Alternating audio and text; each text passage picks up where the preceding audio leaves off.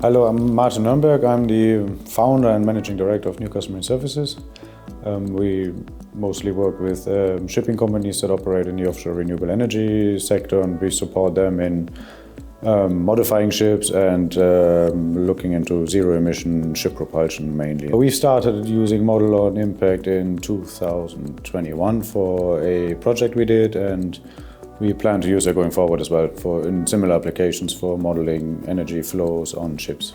So we use Modelon to investigate how we can substitute diesel fuels with alternative fuels. So we have our partner company, OS Energy from Germany. They operate a fleet of offshore service vessels, and we know what they need to do. So we use Modelon to take our power profiles from the ships and then go basically backwards from the propeller of the ships into the tanks, because we need to prove that with an alternative system where we exchange diesel engines with fuel cells, for example, that the ship has enough fuel capacity to deliver the jobs that the ship is doing.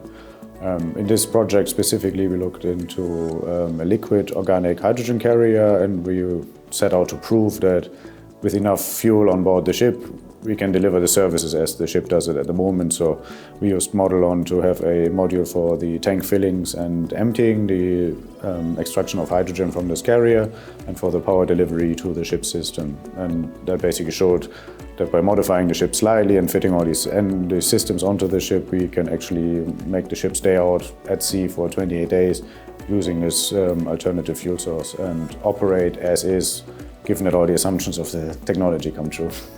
The tool delivered to us very nicely what we set out to do, and it's a good mix of having very detailed engineering but also high-level estimates of energy flow. So that was really appropriate and really helpful for us. On top of that, we had a very good experience with the people and the support, because we set out to do something slightly different, I think, from a lot of the Modelon users with a marine application. But essentially, it's also a power network that is very limited in space. But with the support that we had and the input in terms of developing our model, we were extremely happy, and we were able to deliver our system, not having used Modelon before the project, and within a short time frame, with the help of Modelon and our partners in the project, we delivered really what we set out to do. So that was really successful. What we set out to do is deliver a tool that we can very easily provide to owners and operators of ships. That once we have a power profile and a basic idea of what the ship has in terms of energy consumers, within a matter of days, we can give them some alternative options of what might be feasible in the future, or with the current vessel, how they can decarbonize their own operations.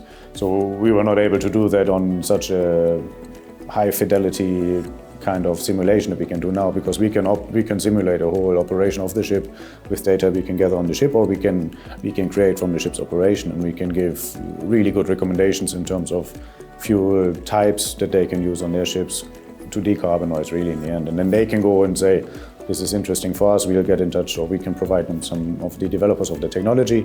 But it's a high-level approach where we can give a very quick estimate for a very budgeted price, really, to say, is this for us, is this not for us, does it work for our operations or on our ship as well? Because it's very dependent on the operation of the ship and the size of the ship, or what type of fuel might be most appropriate in the future.